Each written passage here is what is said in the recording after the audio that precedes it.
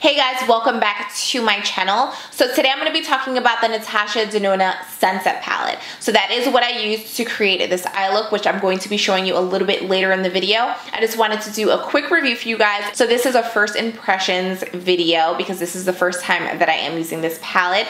Now this is the infamous Natasha Denona palette. So this is what the case looks like. It's like this faux leather case in this like bronzy gold shade. Natasha Denona's name is right here and Sunset Palette right on the bottom. It's super beautiful and warm, and I am a sucker for warm eyeshadows. So there are 6 shimmer shades and I believe 9 matte shades in this palette. Now, the reason why I was hesitant on purchasing this is because this palette is $129. Now, I have heard so many amazing things about her formulation, and I was just like, okay, I'm gonna just bite the bullet and I'm gonna order it. I'm gonna try it out for you guys. So that is what I did, and I'm going to just give you my little quick review. I personally love the formulation of the eyeshadows. They are super blendable. The pigmentation is there. They translate exactly the way they look in the pan on my eyes, and they also blend really, really nicely. So I can definitely tell the difference in quality compared to something that might be like a drugstore palette. Not saying there's anything wrong with drugstore palettes, but sometimes they don't have that pigmentation the way they look in the pan, and sometimes they do. It just kind of depends on the product, but I can definitely tell that these are superior to some other products. I think that her eyeshadows are very unique. The matte shades are even, I don't even know how to describe them. They're just very, very soft. I know that they have them in Sephora. I think that they're currently sold out, but you can go and just kind of like swatch them and play around with them. The only thing is the shimmer shades do kick up a little bit. Now, I didn't do my full face when I was doing my eyes because I wasn't sure if I was going to deal with a lot of fallout, because that is something that I did hear, that it has a lot of fallout. I didn't experience too much of that, and personally, fallout really isn't a deal breaker for me. It just, you know, it's not like a big deal, but they do kick up a little bit, especially the shimmer shades. One of the other things that I really liked about this palette is how versatile it is. So this palette will look amazing on every single skin tone.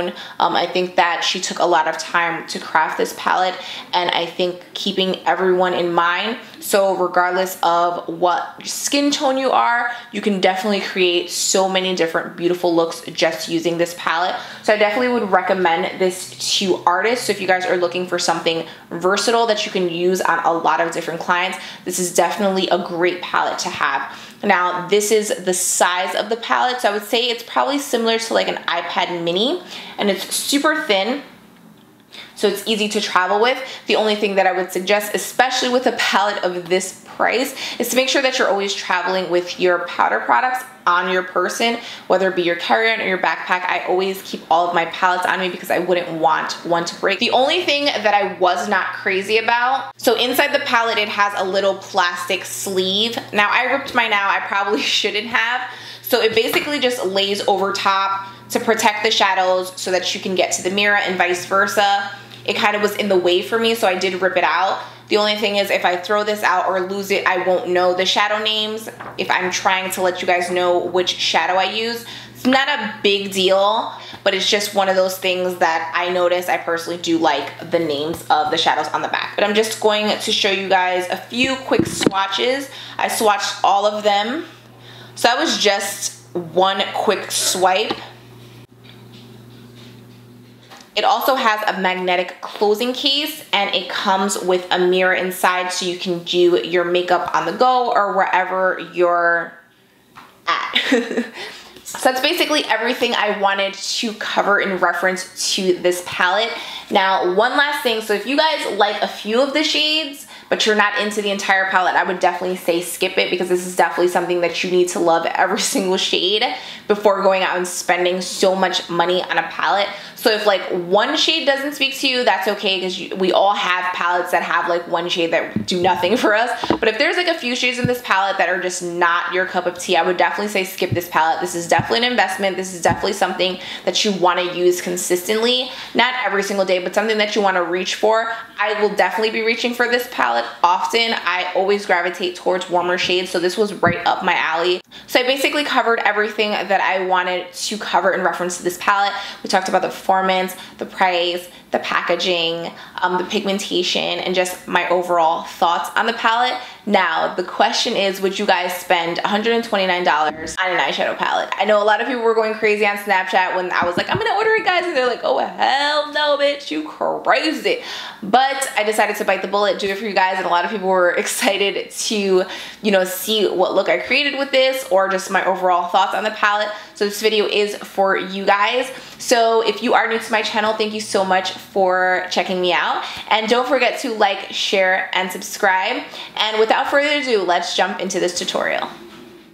So the first thing you want to do, you want to prep the eye. So I'm going to be using Benefit Cosmetics Stay Don't Straight Eye Primer, and this is just going to help prevent creasing throughout the day. You just want to make sure that you blend it out so that you don't have any like weird residue on the lid. And then I'm just going to be grabbing the shade Horizon, and this is from the Sunset palette. Every eyeshadow that I use for this look will be from this one palette, and I will be using that on a Smith 247 brush. I started with the orange shade, and then I'm just going to jump into Soul. That is that bright yellow matte shade, and this is just going to diffuse a little bit of that first color that I used. And then I'm going to grab Terra, and that's what I'm going to be using to start defining the outer V of my eye and just giving my eye a little bit more shape.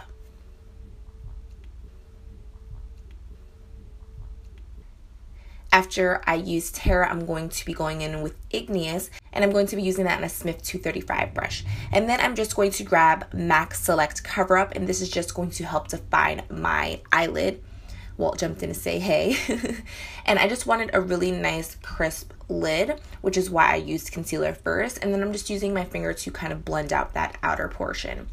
And then I'm just grabbing Mandarin, and I wanted like an ombre lid look, so I'm jumping in with Mandarin first, and I'm just applying that to the outer third portion of the eye.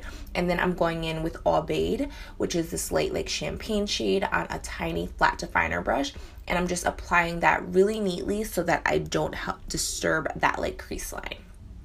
Then I'm going back in with Igneous, and this is just going to help redefine that outer portion of the eye, and I'm also using that on a Smith 235 brush. Once I'm done with that, I'm just grabbing a makeup wipe, and this is just going to clean up any fallout that I may have and just clean up the eye look a little bit better. I'm going to speed through this portion, so I'm using the Urban Decay Naked Skin Concealer in the Maybelline one as well, with a Tarte blending sponge, and I'm just going to blend all of that out. You guys have seen this routine a million times, so I didn't want to spend too much time on it, but I did include it. Then I'm just using the RCMA Colorless powder, and this is just going to help set my under eye area. And then I'm grabbing the Sephora brush and the Creamy Powder Foundation by Tarte, and I'm just going to set my entire face. And then using that same brush, I'm just going to dust away all of that excess powder under my eyes. I'm grabbing the Peachy Love palette. This is by Anastasia, and the Makeup Forever fan brush, and I'm just applying a little bit of blush just to give me some color. And then I'm grabbing the Jouer Lip Treatment to just help hydrate my lips, and the NYX Matte finishing spray all over. Then I'm applying the So Hollywood highlighter by Anastasia and the Sigma tapered highlighter brush. Going in with a few of the shades that I used for my eye, the orange shade, the brown shade, so Horizon, Terra, and Igneous. Just applying a little bit of color under my lash line. Grabbing my favorite lashes. I believe these are Huda. I don't remember which ones I used. Sorry, guys. Just applying some quick lashes. And then I'm grabbing the Girlfriend liquid lipstick by Hudabeauty as well. And I'm just giving myself a little hint of color. Love, love, love that lipstick. It's definitely one of my favorites at the moment. And then I'm just grabbing the Marc Jacobs Dewdrops. And this is just going to give my body this beautiful glow that you guys see it right there. And that is the final look, guys. Thank you so much for checking out my video, and I'll see you guys next time.